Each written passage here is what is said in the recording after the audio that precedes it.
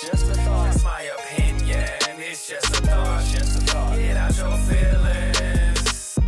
We're talking about a very important subject and also a very important event that is happening this weekend. And I have the honor and the pleasure of having with me Tiffany West.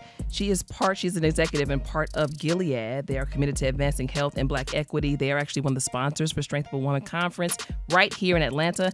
And the one, the only, she is, look, I grew up watching her, okay? And I don't say that lightly, but she is part of the reason why I'm able to sit here behind the mic right now. I'm talking about Ananda Lewis, MTV, BET, the Fountain of Youth, breast cancer survivor, all of those good things. It's an honor to have you both here. Thank you so much. Fantastic. Thank you for the invitation. Yeah. And so, icebreaker moment before we started rolling. We were talking, me and Tiffany were talking about Ananda's skin. And, social media and filters now have changed the game. They made it unfair. Yeah, they make it unfair. So you don't know if people have their real face or not. And so it's always been a talk. And then there's no oil in her skin. So there's always been talk, Ananda doesn't age. And I'm like, yeah, she looks great on social media. She looks great. And then you see her in person. It's like, no, it's real. Her face really looks it's unbelievable. So beauty secret, hello. My beauty secret, really, herbal face food is what I swear by for anti-aging, because I have had wrinkles and it has made them go away. It's made them better. But I want to be very clear also, I come by this with hard work, because what I have found through 4 years of fighting cancer is that anti-aging and fighting cancer have very similar things that you have to do, very similar protocols, because you're talking about cells and their longevity and wellness. And so I think a lot of the things I've done to continue to kick breast cancer's butt have benefited me on an anti-aging level too. So I'm grateful for it. I don't know if I would have stumbled upon it otherwise. Grateful. Well, I love that. We'll talk a little bit more about that in a moment. Tiffany, I want to move to you. Gilead, we talked a little bit earlier about how excited you are about this partnership with Strength of a Woman, but also the partnership with Ananda as well. So can you speak to me about why it was important for you guys to participate in Strength of a Woman, but also ensure that Ananda was part of this? Oh, absolutely. Gilead, we are committed to advancing health and Black equity, and it's really important to our company, our core team, our executives. And I think Strength of a Woman is just a fantastic example of how we're trying to move the needle forward in really reaching Black and Brown communities in an innovative way. And that comes with amazing partnerships with people like Ananda, who have great stories to tell. They're authentic stories. A lot of people look up to her. And we think it's really important for our influencer strategy to really be driven by truth and honesty and information. So Mary J. Blige is an icon. Yeah. She's an icon. And who better for us to partner with someone who is so iconic, so genuine, and then bring those genuine and thoughtful voices to talk about their stories as well. Yeah. So we're excited. I'm going to stick with you for just a moment, Tiffany. You talked about pushing the needle, and we understand that equity is an issue with Black women in health overall. When we talk about breast cancer, it's probably even more disparaging in many respects.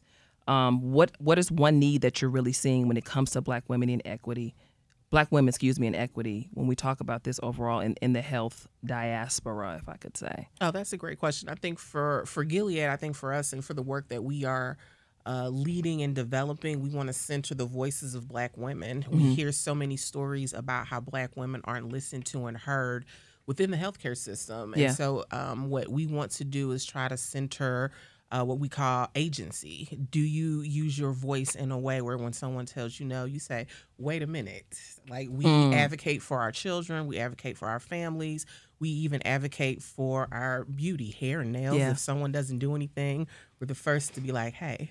But we need to bring that same energy to the healthcare system. Absolutely. Because medical racism is real, and we are not valued in the same way as white women. So what we hope to do with these type of partnerships and with our amazing influencers who have great stories about their own health journeys is really, there are many things, but I think for me it's really centering patient agency and being able to advocate for yourself. Speaking of advocacy, during your fight, your victory with breast cancer, Ananda, who listened to you and who didn't? In the very beginning, I was diagnosed in 2019, in January of 2019. But if you have done any look at the whole breast cancer research kind of, pool, you know that once you find it, it's been there for a couple of years, right? In my case, anyhow, with an ERPR positive tumor that I found myself sizable, that's been there. And so I think early on when it was found, the most important thing I did for myself was stop listening to anybody. Wow. Because in the beginning, this for me wasn't scary, surprisingly. It was, I kind of expected it. My mom dealt with breast cancer. I walked her through her journey. I knew that my chances were higher. I knew I wasn't getting mammograms for all the wrong reasons. But I knew there were things that I had done. I was a smoker in my life, which is surprising to people. I smoked for about 12 years. Wow. And I was a closet smoker, so that's why nobody knew. But I was addicted to cigarettes, nastiest habit I've ever had in my life. And I quit with one session of hypnotherapy. And once I quit, it took about 9 months for my lungs to recover. But the effects of doing something that harmful to your body, like smoking, like drinking too much, like all these things, they last a long time. And I think that there were a number of ways that I ended up getting a breast cancer diagnosis, right? And so I was prepared in a certain way. I had already helped, like I said, my mom. I looked at other ways. I familiarized myself with things I needed to do. And so the fear was replaced with the ability to act, right? Usually when we're fearful, it's because we don't know something or don't know what to do, and so we're just scared and stuck. But I didn't have that experience. I knew what to do. I was inundated with the fear of other people because they didn't have all the information I had. And on some level, I think my grandma used to tell stories about how I would just break stuff. I would jump on this bench until it broke. It was a concrete bench, and I jumped on it until it broke. I've always been tenacious. And I've always been kind of like a pit bull with a bone. I'm not going to give something up until I prove to myself it's not possible. And so when I started this journey, I knew certain things, and I knew I wanted to apply certain things and be my own guinea pig. Now, I don't suggest any other women do that because it has been grueling, scary. It has been an and I think it's important to go with things that work, to go with tried and true things, right? But we all have our own choices to make in this journey, especially. It's very specific and it's very personal. And so for me, I had to stop listening to the fear of the people around me because fear is like any other emotion. It can be infectious, right? It can be contagious, and you have to be careful about it.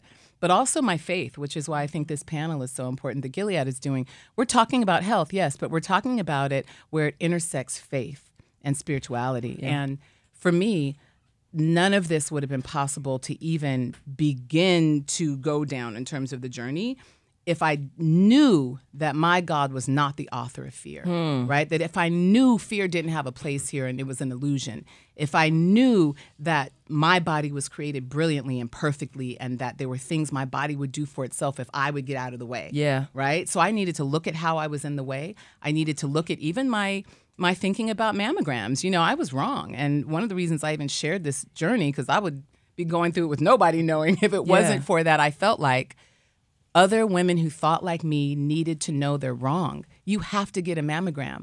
The little bit of radiation you're going to be exposed to can be mitigated. There are things you can do to get that out of your body. And also, your body is designed to get that out.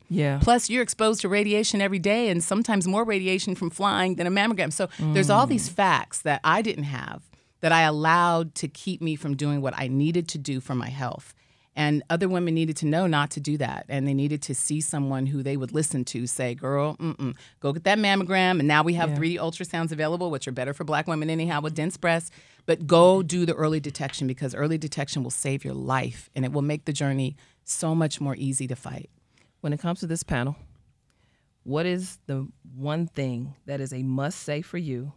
And what is the one thing that you hope that people that attend this walk away with? I hope people walk away with a sense of empowerment. I think Ananda said it so eloquently that health information is critical to navigating your own healthcare journey. All of our healthcare journeys are very personal. And we know for a fact that Black women die of triple-negative breast cancer at 3 times the rate of other women. And a lot of it is due to lack of information. So we have amazing advocacy groups who are partnering with us with Strength of a Woman, Top Touch, and Tiger Lily, which are Black women-led organizations that are advocating for women who look like us.